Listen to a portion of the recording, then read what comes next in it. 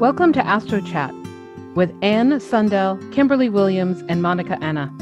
We are three professional astrologers living in three separate countries, coming together every new and full moon to share our 3 points of view on astrology. Whether you enjoy deep dives into the current transits or you are just beginning to learn about astrology for the first time, there is a place for you here. All that is required is an appreciation for astrology, along with a respect for the various traditions within it. So grab a mug of coffee, your favorite cup of tea, or any other beverage of your choice, and join us for a chat on the astrology of the next 2 weeks. Hi, everybody. Welcome back to another Astro Chat. You're joined today with not only myself, Kimberly Williams, but also Monica Anna. And sadly, Anne Sundell is not with us today, but hopefully she will be with us again in 2 weeks when we do our next chat. Today, we're going to be looking at the upcoming new moon. It's going to be 1 degree of Sagittarius on November 23rd. Here in the US in Central Time Zone, that's going to be at just before 5 o'clock. Universal time for it is 10:56 p.m., which will put it in the early morning hours over in Finland on the 24th. So do your calculations to convert it to your time zone. And if you feel like it, pull up a chart so you can follow along as we start talking about it. Before we dive in, a little disclaimer. We are filming this less than 24 hours after the eclipse that recently happened. And as Monica put it earlier when her and I were talking, as we're talking about dates and numbers, it feels like our minds have been eclipsed. So if you catch us stumbling over our words or having to correct, that's kind of where we're at. We're still reeling in the eclipse energy of the last Taurus full moon. But shifting gears and moving into Sagittarius, Monica, why don't you start us off talking about that energy of the Sagittarius moon? I'm just going to say it probably is not going to be just an episode of bloopers, but also if we're saying Cancer instead of Pisces, or something like that, I'm sure we'll find those mistakes later on. We'll have to maybe do a little disclaimer or correction in the comments saying what we actually meant to say was this, because we had a little bit of a chat before this episode just as a little preparation, and boy oh boy, it was an interesting chat. So yeah, we have a new moon in Sagittarius, and I'm actually really looking forward to that new moon kind of clearing the decks and starting with a different energy, because I think after this eclipse season, it just feels like we all need a bit of fresh air, breath of fresh air coming into our lives. And I think new moon in Sagittarius can bring just that. It brings the fire, it brings excitement. It's the new moon of, setting the visions, and it's looking out there at the, mountain that you want to climb. And yes, Capricorn will do the hard work, right? But it's that idea and that joy and that vision and that dream, if you will, that starts with Capricorn. So this is the moment when that new moon energy can be really exciting, can show you, oh, I have an idea. And quite frankly, I know not many people are fans of New Year's resolution, but for me, New Year's resolution starts around the new moon in Sagittarius, because this is the time when I've done my homework, and we've talked about it in a previous episode. I've done my homework, I cleaned up after the year, I did my review and reflection during the previous periods, in Virgo, and then Libra, and then Scorpio. And I understood what this year gave me, and I understood what I achieved, what I didn't achieve. And new moon in Sagittarius marks for me every year the start of, oh my God, new year is just around the corner. It's only a few weeks away. It's only, what, 6 weeks away, 5 weeks away. So it's the moment of what I want to envision. This is the moment when I begin to dream. And then in Capricorn season, December, January, I put plans and goals and structure to support that vision. But new moon can just bring a fresh perspective and a bit of fire after the slog of the eclipse season of this year. We have a lot of energy in a fire, which we'll speak about, but I'd like to ask you what you think about this particular moon. I would say ditto to everything you said, and I would add to that for this particular year, what I'm thinking about is that this is our first lunation since we've gotten out of eclipse season, depending on how long you define eclipse season being. But for all intents and purposes, this is that first one. And if you've been following us and listening for the last 6 weeks, we have been talking about intensity, intensity, intensity. Those eclipses in the fixed signs of Taurus and Scorpio have a lot of energy, have a lot of change coming to the forefront. I mean, every eclipse is about change, but it seems like the more people I talk to, the more people are saying that this particular pair of eclipses in this longer cycle seems to be when the change is becoming realized. We're seeing it. It's not just an internal push, it's externally happening in our world with our jobs, our family, our health, wherever. And so I just want to say, like, isn't it nice that we finally are having a new moon after eclipse season and it's beginning to subside. And so if you think about the fact that the last 6 weeks have been hard and heavy, here in the United States, we've been in election season as well. And regardless of one's political views, it's been intense and it's been divisive and it's been heavy and emotional. There's something about the sign of Sagittarius that for me, it puts us in touch with optimism. What is it that makes me feel like my glass is half full instead of half empty? What is it I want to fill that glass with to make it half full? What is it that it's that curiosity and that wanderlust of what is out on the horizon? The reason that the centaur is the symbol, I think, for Sagittarius has to do a bit with this wanderlust, this wanting to run, letting our inner wild, maenad, wild woman person kind of run and free and pursue the things that often we feel tied up with. We want to get out of the corral and run like the wild Mustang. And at the same time, there's also that human side, that spiritual side, that wanting to pursue higher learning, higher thought, spirituality. So I feel like being a new moon, right, which we've talked a lot about new moons being this point of releasing, letting go, setting the seed, the intention for the new monthly cycle. It just feels like to me, it is a time to recharge, reorient oneself. What is it that I want? What is it that fills me up?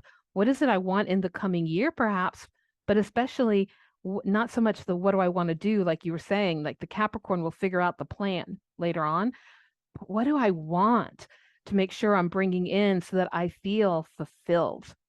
And if we've been carrying a lot of things that are heavy or hard or challenging, if this past eclipse season was hitting you personally really hard, then I'm thinking this might be a great time to kind of let that go. Clear the energy away, release what we don't want to carry into the new year, and just really sit in this exciting what is beyond those mountains? What is beyond that horizon? What is it I want to go for? And I would add to this that the symbol we often use in astrology, the glyph we use that is the symbol in the charts for Sagittarius is the bow and arrow. A lot of people say it's the arrow, but there's that little hashtag, that little cross line across it. That's the bow and arrow. So is it about being the arrow that's in flight? Is it about having some motion in our life at last, about breaking away from all the things that have been holding us back? Or is it about being the archer, holding that arrow, setting some intention, taking the time to breathe, to focus, and figuring out that balance between not pulling too tight on the string, but pulling enough that we will move forward? So my question, I think, with this new moon in Sagittarius is, what is it that you want to be aiming for? That's lovely. That's actually a really good tip for the end. You should have saved that. But that's a brilliant start to actually journal. Start journaling on this new moon. What is it that you're aiming for? So yeah, I really like that. I love that, like you said, that Sagittarius brings the optimism. I think with this new moon in Sagittarius is, what is it that you want to be aiming for?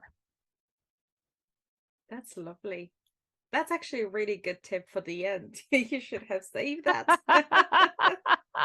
But that's a brilliant start to actually journal. Start journaling on this new moon. What is it that you're aiming for? So yeah, I really like that.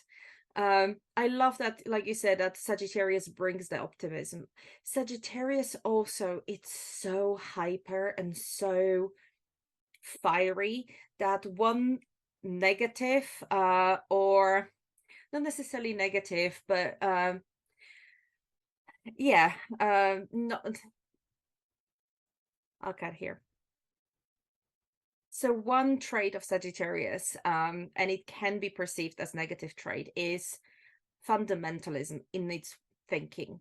And Sagittarius gets so excited about their own vision of the world, their own understanding, what they've learned and what they digested, that they can sometimes see only their own way and only their own path. I mean, the archetype of the preacher is there. And again, it's someone who can, when we think about the archetype, is someone who can inspire the crowds. But again, how do we inspire? We can both inspire people to be, better than they are, to grow, to develop, to be more kind, to create community. You have those preachers who can change our lives, right? But you also have those that can change our lives in a negative way. They can really create the fundamentalism, they can create division, they can preach to our fears, Right. and elevate them to the point where we act on them later. We use that Capricornian quality that comes after Sagittarius to build. Instead of build bridges, we build walls to protect ourselves and protect ours, however we perceive ours. So Sagittarian quality, after the eclipse season, have a little bit of a, pinch of salt and think about, am I excited? And am I, is my vision in my dream inclusive? Do I consider a different point of view? Is my utopia that I want to build, this beautiful dream that I have, is it actually inclusive and community driven, or is it something that I only see me and people that look like me and think like me and act like me, and anyone that does not, it's considered us versus them. So Mm. I wouldn't be myself if I didn't bring the shadow side to Sagittarius as well. Oh, So the yeah. new moon in Sagittarius, personally, I really love it. This is where my dream about the 2023 will begin. And celebration as well. For me, the celebration of Christmas really starts here in US. You celebrate Thanksgiving as well. Yep. So that time of the celebration, I really link that with Sagittarius, being grateful that for the year that we had, for all the ups and downs, and then dreaming about the future, but actually dreaming hopefully about better and positive future, than the one that is driven by fundamentalism and restriction and fear as well. Because Sagittarius ultimate is the fire that light us up. It's just that, it's the fiery energy, and how we use that energy, it's up to the individual. And we've seen time and time in history people who were lit up by idea, who were amazing orators, who were amazing preachers, and they changed the course of the world and course of the history and course of the cultures in both positive and negative way. Right. Right. I think of that fire energy when I think of the trio of fire. Aries is the spark. We're sitting there and, ooh, I've created fire. And Leo is the big bonfire. It's blazing. You can see it from so far away. And for me, Sagittarius is the candle that I take, or the torch that I take, and I light from that fire and I carry it out. And what are we going to do with that? As you said, there's a shadow side. We can torch the grass and have a wildfire take off, or Mm-hmm. we can hold that high and light our way into the unknown, into the darkness, be the leader by walking the path ourselves, by modeling the appropriate behavior rather than forcing other people. So I'm really hopeful that this new moon is going to inspire us and being a mutable sign, that perhaps will be inspired because we can learn from what has gone before, what has already happened, and how we can adapt and change from it in that positive way rather than being stuck in the muck and mire of what has already preceded this moon. It's interesting that you brought up the lighting the fire and creating a wildfire, because actually I did a little presentation some time ago and I was comparing different zodiac signs to a different element, and wildfire came up for Sagittarius because ideas as well, they spread like wildfires and they can create that wild fever in the society, in the culture, that literally just light up the whole country or the whole community, again, in a positive and negative or negative way. It's just the energy, it's just how we then direct that we can talk about it. And on top of the moon and the sun in Sagittarius, we have two other planets. Yeah, So let we me bring have up the chart before we start diving into that. Give me 1 second so that people that are watching us can see that. All right, so there's our screen. Take it away, Monica. So not only the moon and the sun is in the sign of Sagittarius, but we also have Venus and Mercury. So they move to Sagittarius, and some people would consider those planets, 4 planets, 2 lights and 2 planets in the in Sagittarius as stellium. Some people don't. There's always a debate whether 3 planets make a stellium or 4 planets, and whether to consider luminaries or not. Personally, I'm just thinking, if there are 4 people in the room, that's a crowd already. 2 is a company, 3 is a crowd, 4 is a party. I think that's how the saying goes, right? Yeah. So we have 4. We have 4 energies. However we want to look at it, we have 4 different energies in the sign of Sagittarius, highlighting that fire even more. And again, after those fixed energies of Earth in Taurus and Scorpio, water, moving to a mutable Sagittarius, hopefully will bring us a little bit more perspective. We're not as fixed as we were just a little while ago. Mercury, our thinking and our communication, can have a little bit of mutability, which can help relate to people, because the information that we're trying to convey, or the passion that we have for that information, we can share in a way that we can relate to others, right? And not just like I am preaching from the high. So hopefully that will help a little bit. And same with Venus, she is in Sagittarius, which means we have a bit of that energy of desire and our values being lifted up by the light of Sagittarian energy. Yeah, I love stellium energy. It can be challenging, but it's also beautiful.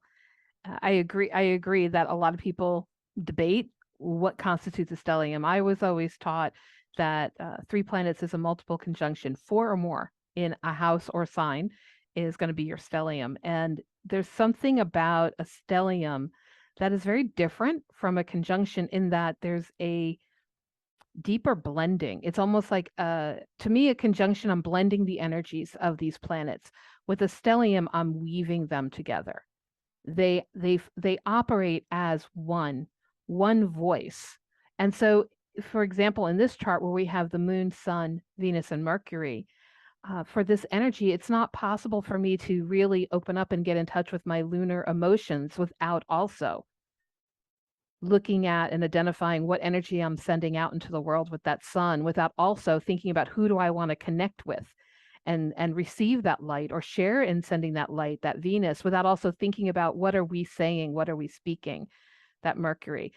When there's a conjunction, sometimes one is a little louder than another, or it's they're influencing each other mutually. But here, like I said, there's something that's much more, we're a team. we operate as one, and we cannot move forward unless all of us move forward. And I'm thinking recently I watched Enola Holmes on one of the subscriber channels.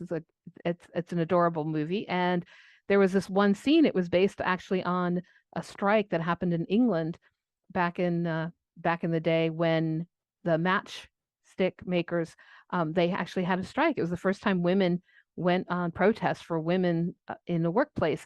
And the way the writers did it, there was a scene where nobody wanted to walk out. Everyone was afraid to strike, and one person just started beating her stick, and then the girl next to her started stomping her foot, and they all started stomping, and suddenly somebody's like, it's not just what I'm saying, we are one voice.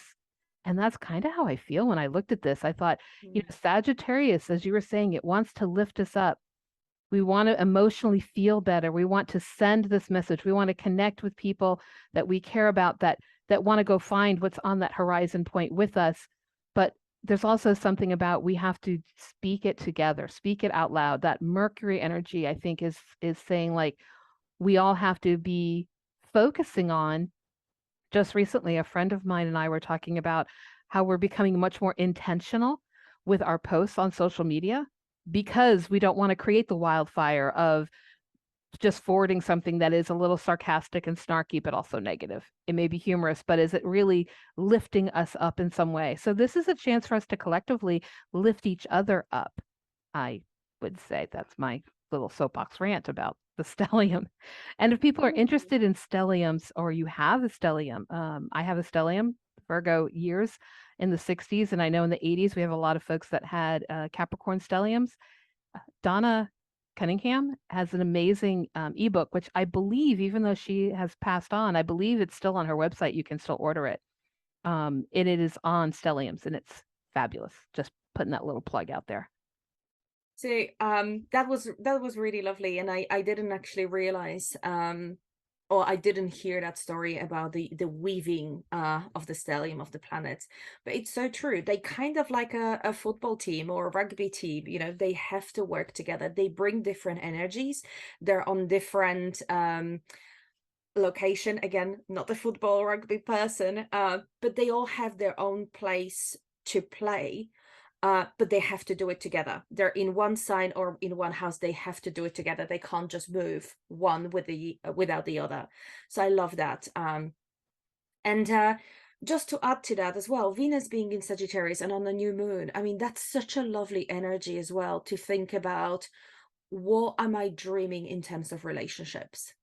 So, you know, relationships are such an important part of our lives. You know, we're social creatures, and one-on-one relationship, whether with a partner, with your boss, you know, with your best friend, they're really important, integral part of our lives, of our growth. Other people are the way they, you know, we reflect ourselves in other people. We see ourselves in other people. And this new moon with Venus there, I think there's such a lovely energy to actually reflect on our relationship, think about the relationship with others, think about how we would like to approach, or maybe even, you know, it's Sagittarius, maybe go for something new, maybe explore a new relationship with new cultures, with new cuisines, with new music, with new people, with something that is effectively a foreign to you, something that you haven't encountered before on that kind of personal level. You know, you might have encountered it in TV or in the news, but you haven't encountered that for yourself. And maybe experiencing that will really help and enrich your life as well. So I would think, you know, again, we're kind of bringing tips a little bit earlier in the season, but that would be my little tip as well for this new moon. Just exploring my relationship with something that is foreign to me. And if that word even triggers you, maybe even reflect on that. Why is it something that triggers me? Again, without mixing, we wouldn't have, you know,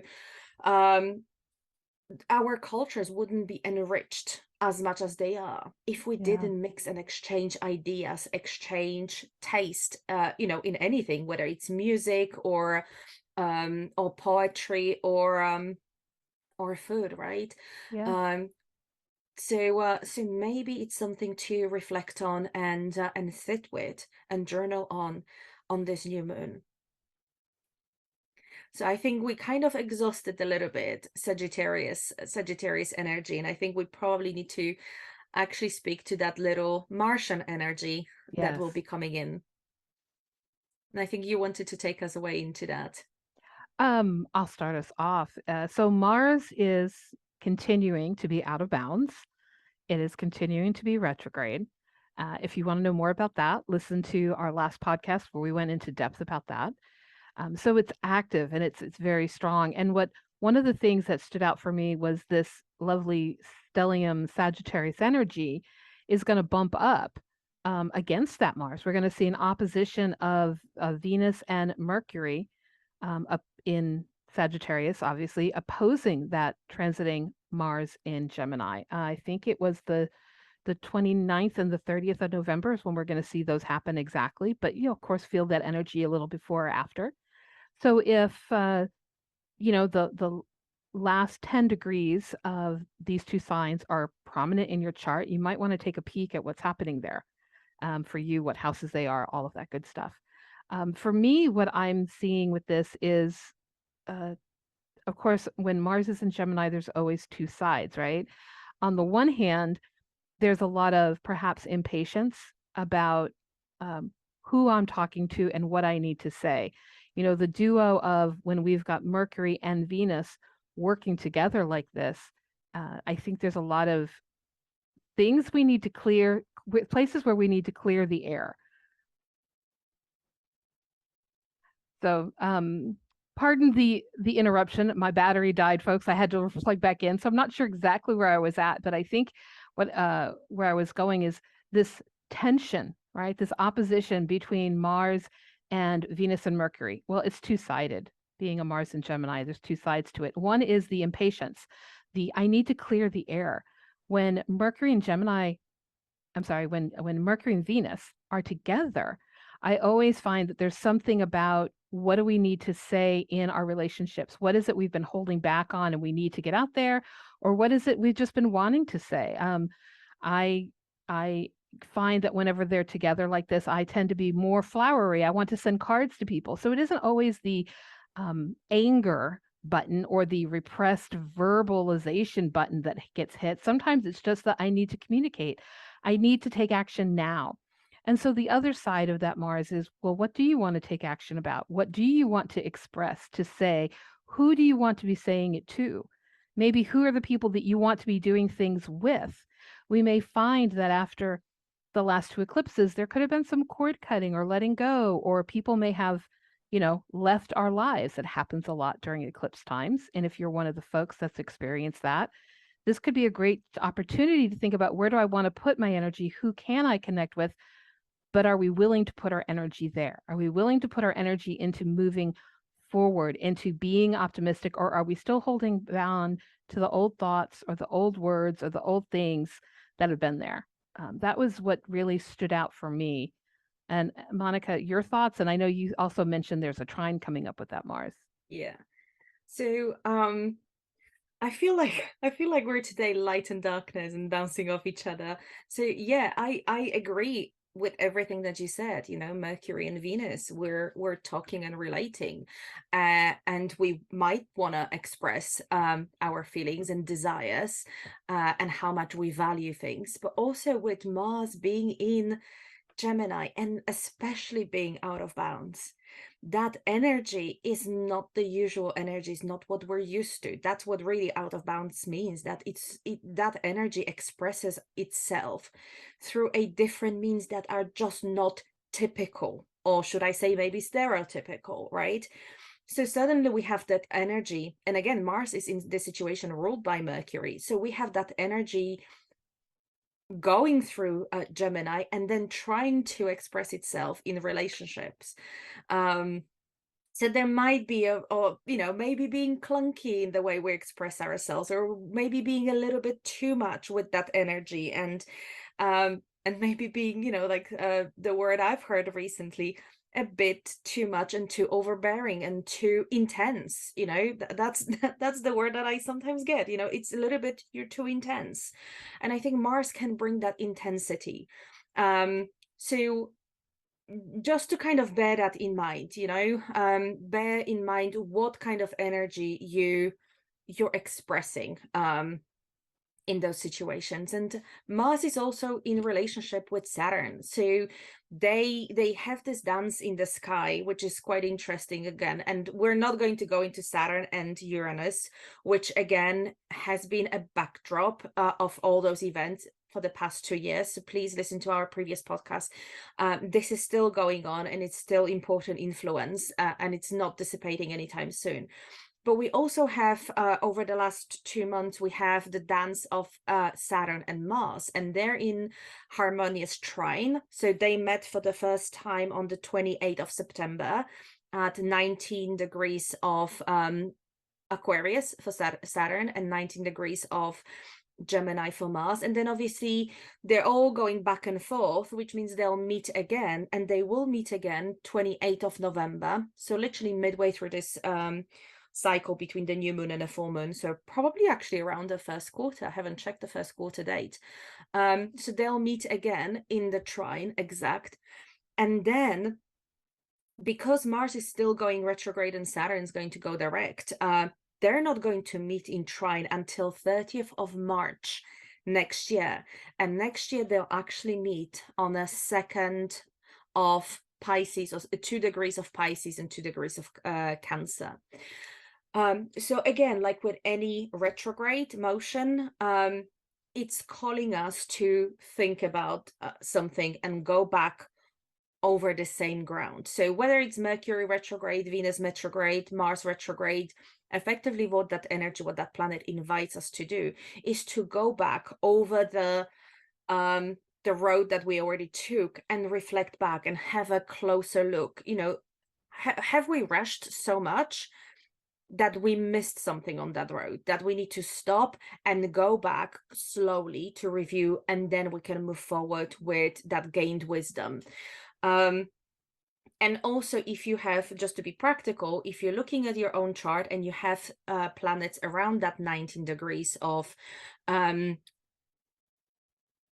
Gemini, Aquarius, or Libra, or if you have planets later in March next year around 2 degrees of Pisces, Cancer, or Scorpio, this trine will have an impact on you, will be touching a sensitive point in your chart. So if you have a planet or a nodal axis there, or your midheaven line or ascended line, those points, those planets will be activated by this. And Saturn and Mercury, they're both in a air sign, so they're both to do with our way of thinking, with our way of communicating. And the energy is actually quite weird, because you have Saturn that usually puts the boundaries and say, okay, we need to stop, we need to rethink, and Mars that needs to go quick. Yet Mars is in retrograde as well at the moment. So you have both of those energies not quite comfortable. I mean, they're usually not quite comfortable with each other, because it's very much like, you want to be an Usain Bolt and just run for it with Mars energy, and the Saturn goes, well, not yet, just wait for the start and just wait for this. And so you have that Saturn energy putting boundaries, putting some restrictions on you. And with Mars actually currently being in retrograde stage, again, it's that invitation to review your life energy, review that kind of drive that you have.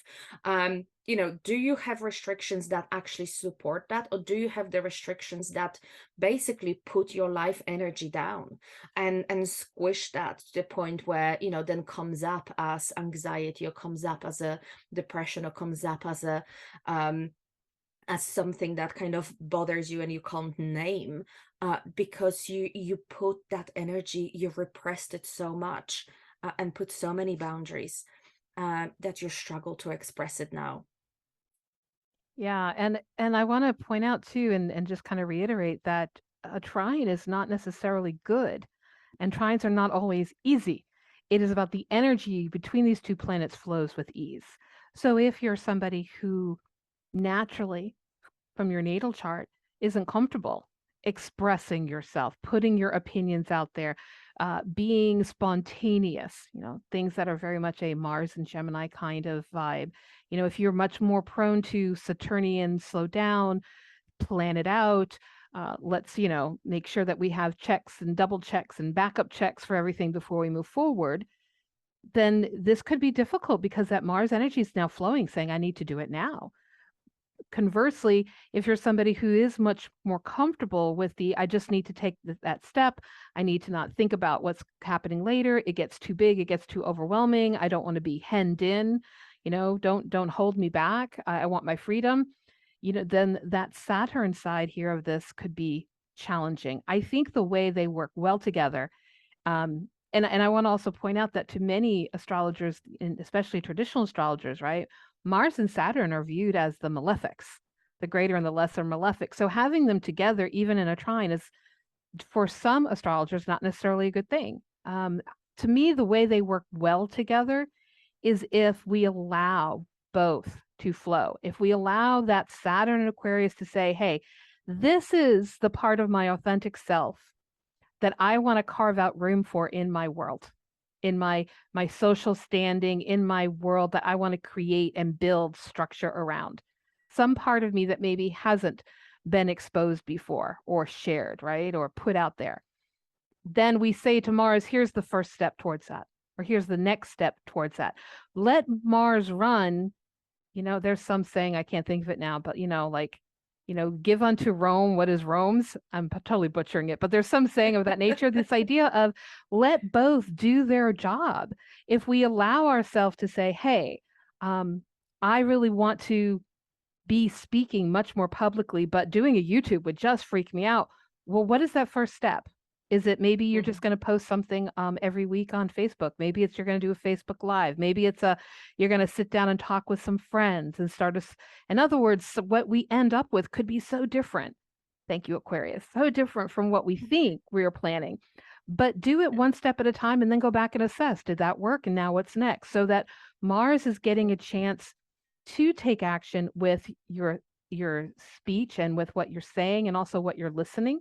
Who are we listening to? Maybe we need to get more information from more sources or more points of view in. And I think that the interaction between the two not only is going to bring about and facilitate maybe some expansion and some change about how we communicate out to the world, but it might also be changing our brainwaves, right? Rewiring that network inside about what is or isn't acceptable, what is or isn't proper for me to be saying, who I want to say things to. Sometimes just taking a little step, like talking about, a homosexual couple referring to their partner as their spouse or their husband rather than saying partner. Because what is the tone and what is the intonation? All of these things that for other people might seem like a little step, for us personally can feel like a huge step. And so I would say, think about what your Mars can do, and let it run with things that is appropriate to do in the now. And think about what your Saturn can do and how can you keep envisioning and building and looking at how you will structure space in your life for that authentic self to come forward. Yeah, another tip. There we go. We may not have to do tips at the end. We're just giving them throughout. I don't think we have to. And I have to say, during this episode, we had so many bloopers. There will be so many edits to be done. But it's just for two astrologers to actually plan recording day after an eclipse. And a funny story about eclipse, if I may. The day before the eclipse, I actually had a session planned with my supervisor, and I planned that. I actually gave the date and a time, and he agreed, and I sent my Zoom link and I sent it from my calendar, so I had it in my calendar as I do with everything, and it disappeared. And it actually disappeared off my calendar. I have no idea what happened. I do not remember deleting it, even by accident. Nothing else in my calendar has been deleted except for that session, and actually except for the session today that we had in a calendar planned for the recording. So that's an eclipse season that that my relationships have been eclipsed. Actually, this eclipse was affecting my seventh house, so that was actually it. Just made me smile how eclipse can it's not just the big stuff. It's not the life-changing event as well. It's not the tower card from tarot and the ground under your feet shaken. But it's also the small little things that have that kind of eclipse, tricky trickster energy as well. Yeah. So yeah. And it's And not just the day. It's not just the day of the eclipse, right? It's the whole season. yeah. Um, are you ready for us to talk about, speaking of that, like stations and retrogrades, or did you have more to say Yeah. about Mars? No, no, no. I think we can move on to stationary So planets as well. it just occurred to us that, everything from Mars out to Pluto is either retrograde or stationed or within 1 degree of that station. And we talk a lot about planets retrograde and direct. We don't always talk about the energy of a station. And I thought that might be important to kind of pull up. And also, what is a station for you? Because that, once again, get two astrologers in a room and we're not going to agree about orbs and we're not going to agree about what constitutes a station.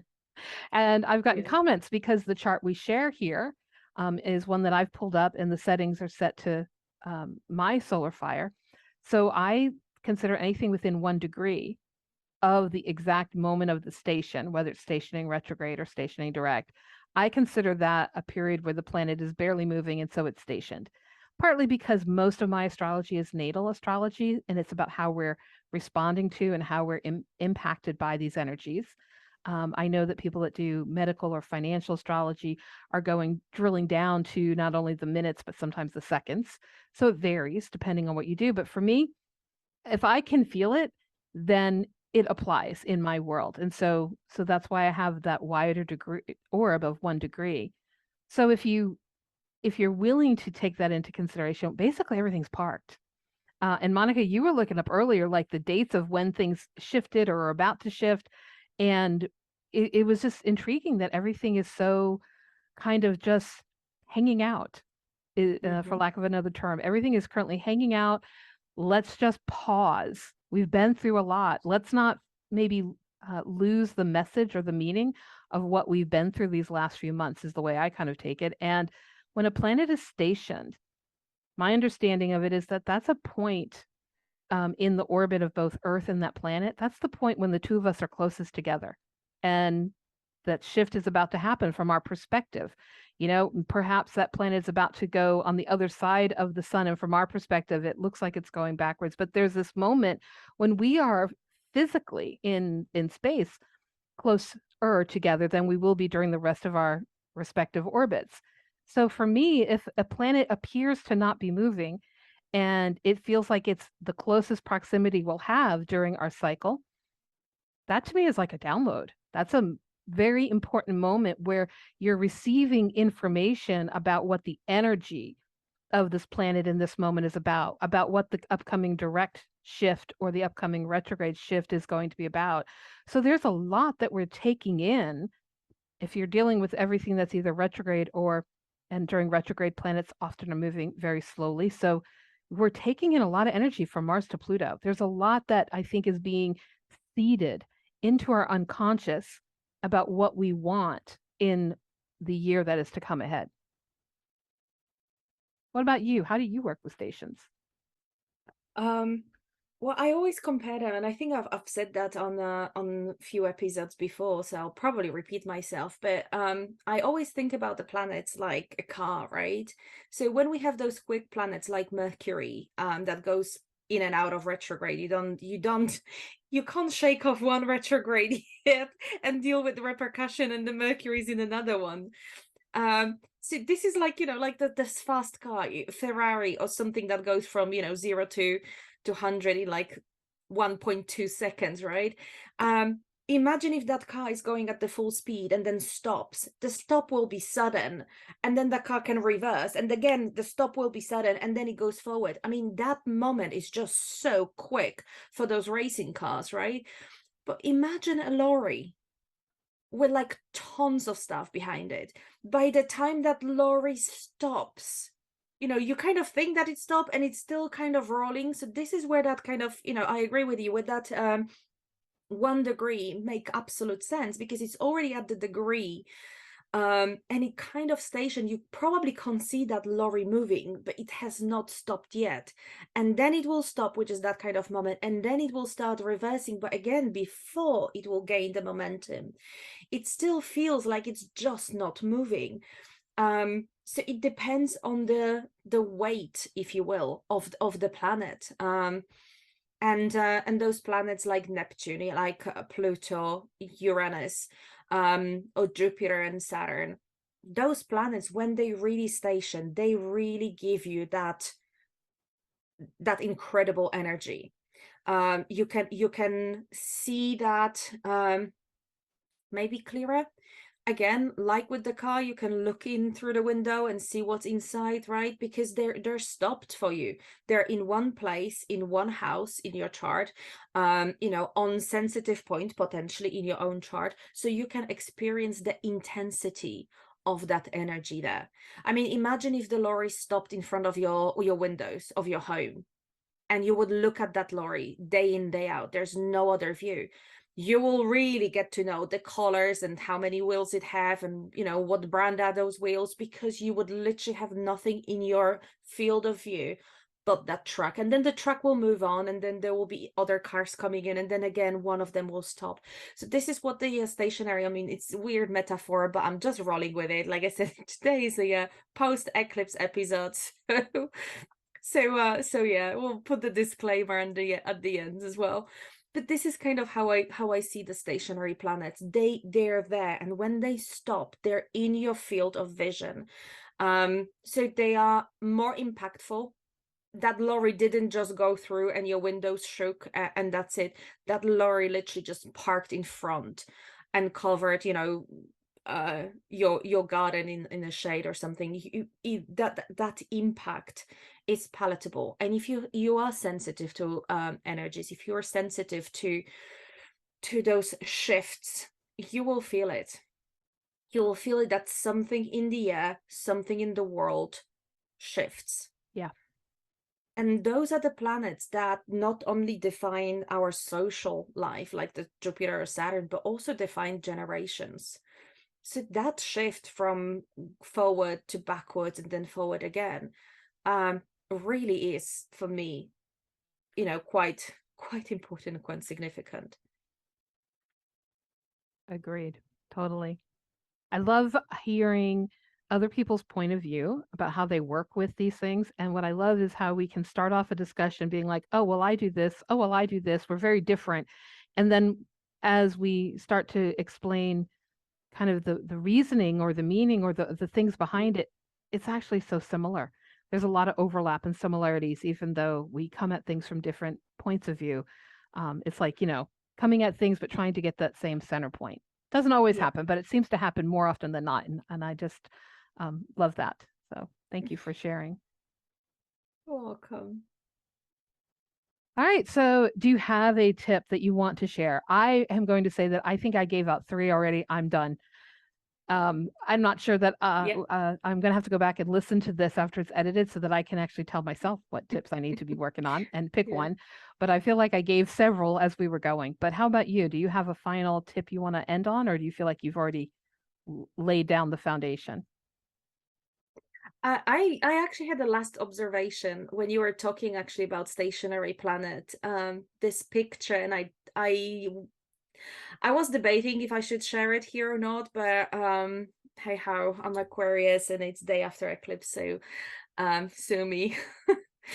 But this idea, the way I feel about this eclipse energy and those stationary planets and that Mars out of bounds, in Hollywood movies, when you have that actor standing in front of like the bomb and there's like 3 seconds left and you have to cut the cable, it kind of, that is the energy in the air for me.